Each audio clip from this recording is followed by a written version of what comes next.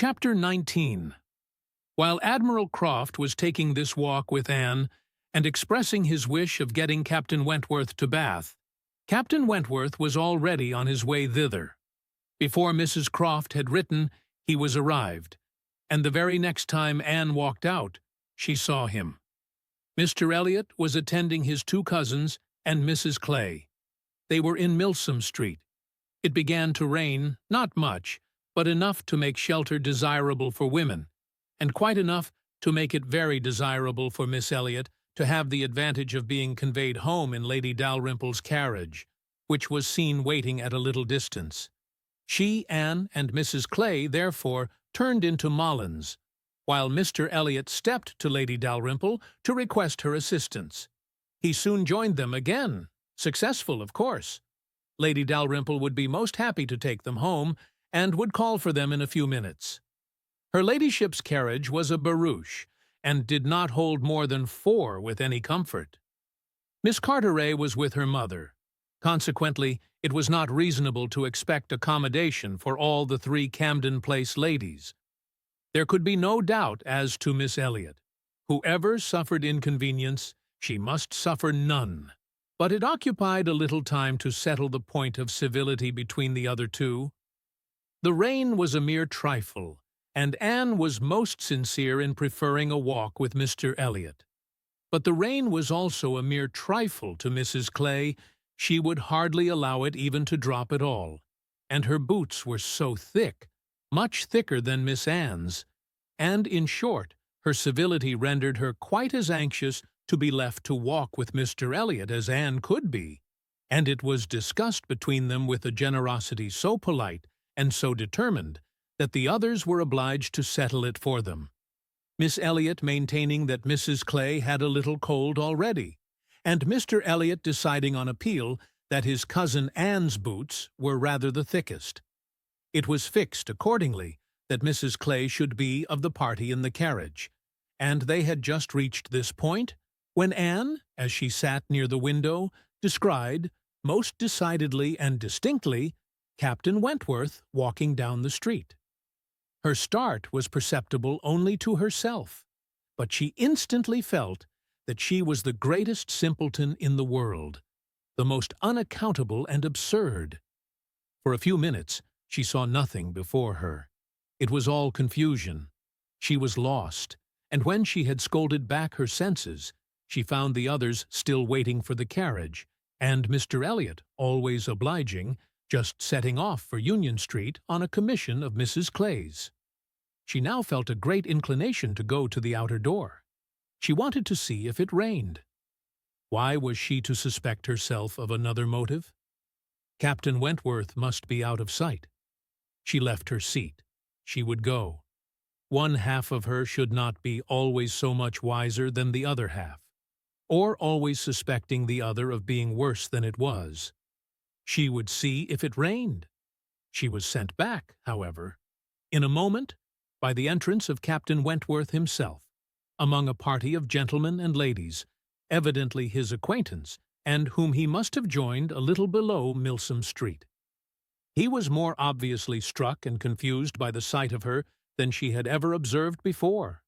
He looked quite red.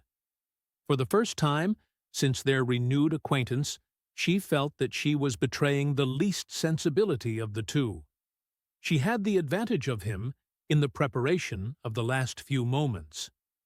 All the overpowering, blinding, bewildering first effects of strong surprise were over with her.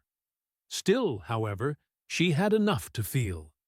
It was agitation, pain, pleasure, a something between delight and misery. He spoke to her, and then turned away. The character of his manner was embarrassment. She could not have called it either cold or friendly, or anything so certainly as embarrassed. After a short interval, however, he came towards her, and spoke again. Mutual inquiries on common subjects passed, neither of them, probably, much the wiser for what they heard, and Anne continuing fully sensible of his being less at ease than formerly. They had, by dint of being so very much together, got to speak to each other with a considerable portion of apparent indifference and calmness. But he could not do it now. Time had changed him, or Louisa had changed him. There was consciousness of some sort or other. He looked very well, not as if he had been suffering in health or spirits, and he talked of Uppercross, of the Musgroves, nay, even of Louisa, and had even a momentary look of his own arch significance as he named her. But yet it was Captain Wentworth not comfortable, not easy, not able to feign that he was. It did not surprise, but it grieved Anne to observe that Elizabeth would not know him. She saw that he saw Elizabeth, that Elizabeth saw him, that there was complete internal recognition on each side.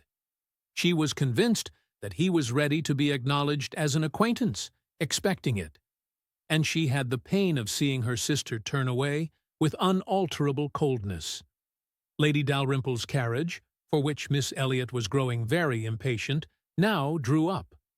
The servant came in to announce it. It was beginning to rain again, and altogether there was a delay, and a bustle, and a talking, which must make all the little crowd in the shop understand that Lady Dalrymple was calling to convey Miss Elliot. At last, Miss Elliot and her friend, unattended but by the servant, for there was no cousin returned, were walking off, and Captain Wentworth, watching them, turned again to Anne, and by manner rather than words was offering his services to her. "I am much obliged to you," was her answer, "but I am not going with them. The carriage would not accommodate so many. I walk. I prefer walking." "But it rains." "Oh, very little. Nothing that I regard." After a moment's pause, he said, "Though I came only yesterday, I have equipped myself properly for Bath already, you see," pointing to a new umbrella. "I wish you would make use of it, if you are determined to walk, though I think it would be more prudent to let me get you a chair." She was very much obliged to him, but declined it all, repeating her conviction that the rain would come to nothing at present, and adding, "I am only waiting for Mr. Elliot. He will be here in a moment, I am sure." She had hardly spoken the words when Mr. Elliot walked in. Captain Wentworth recollected him perfectly. There was no difference between him and the man who had stood on the steps at Lyme, admiring Anne as she passed, except in the air and look and manner of the privileged relation and friend. He came in with eagerness, appeared to see and think only of her, apologized for his stay, was grieved to have kept her waiting, and anxious to get her away without further loss of time and before the rain increased, and in another moment they walked off together, her arm under his, a gentle and embarrassed glance, and a "Good morning to you," being all that she had time for as she passed away. As soon as they were out of sight, the ladies of Captain Wentworth's party began talking of them. "Mr. Elliot does not dislike his cousin, I fancy." "Oh, no, that is clear enough. One can guess what will happen there. He is always with them.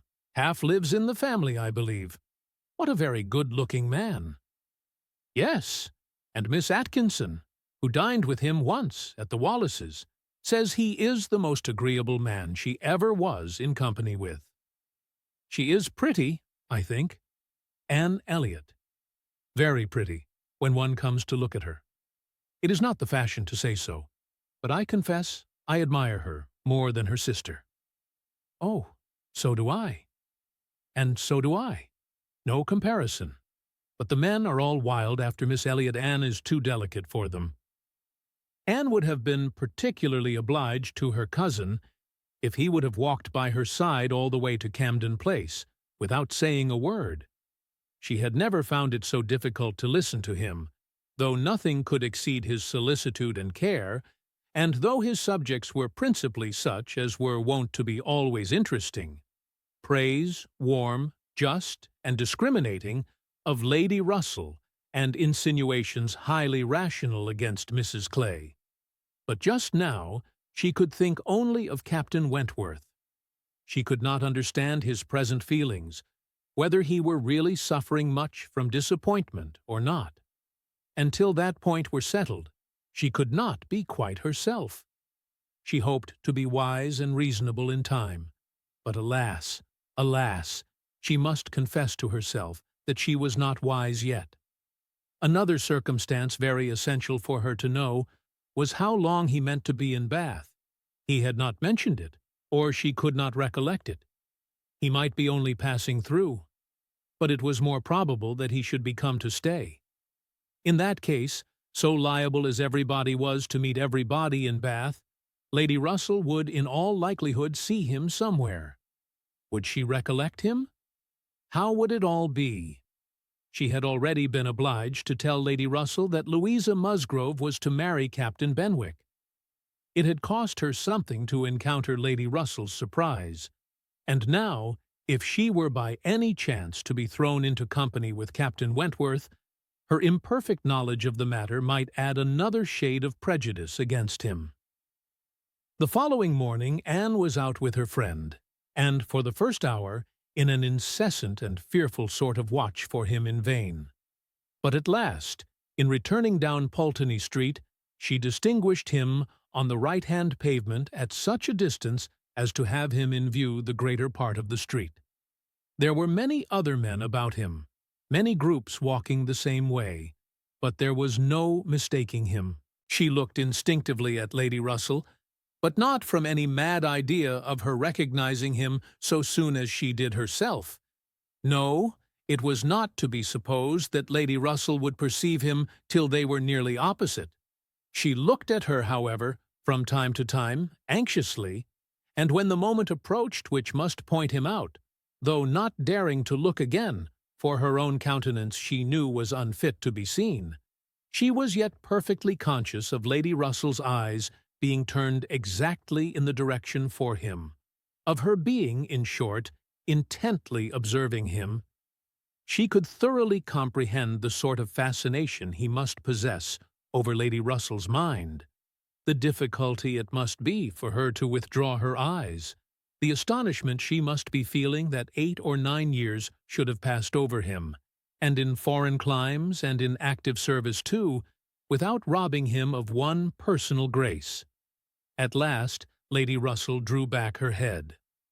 Now, how would she speak of him? "You will wonder," said she, "what has been fixing my eye so long. But I was looking after some window curtains, which Lady Alicia and Mrs. Frankland were telling me of last night. They described the drawing-room window curtains of one of the houses on this side of the way, and this part of the street, as being the handsomest and best hung of any in Bath, but could not recollect the exact number, and I have been trying to find out which it could be. But I confess I can see no curtains hereabouts that answer their description."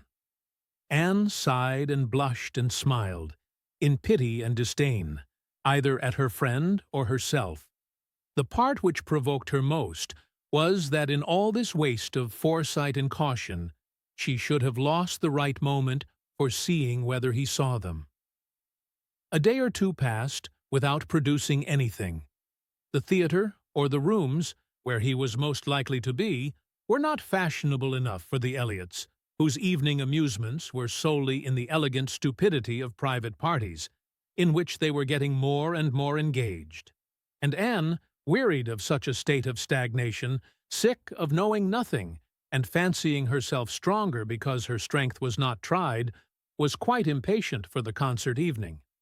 It was a concert for the benefit of a person patronized by Lady Dalrymple. Of course they must attend. It was really expected to be a good one, and Captain Wentworth was very fond of music. If she could only have a few minutes' conversation with him again, she fancied she should be satisfied. And as to the power of addressing him, she felt all over courage if the opportunity occurred. Elizabeth had turned from him. Lady Russell overlooked him. Her nerves were strengthened by these circumstances. She felt that she owed him attention. She had once partly promised Mrs. Smith to spend the evening with her, but in a short, hurried call she excused herself and put it off, with the more decided promise of a longer visit on the morrow. Mrs. Smith gave a most good-humored acquiescence. "By all means," said she, "only tell me all about it, when you do come. Who is your party?" Anne named them all. Mrs. Smith made no reply, but when she was leaving her said, and with an expression half serious, half arch, "Well, I heartily wish your concert may answer, and do not fail me tomorrow if you can come, for I begin to have a foreboding that I may not have many more visits from you." Anne was startled and confused, but after standing in a moment's suspense, was obliged, and not sorry to be obliged, to hurry away.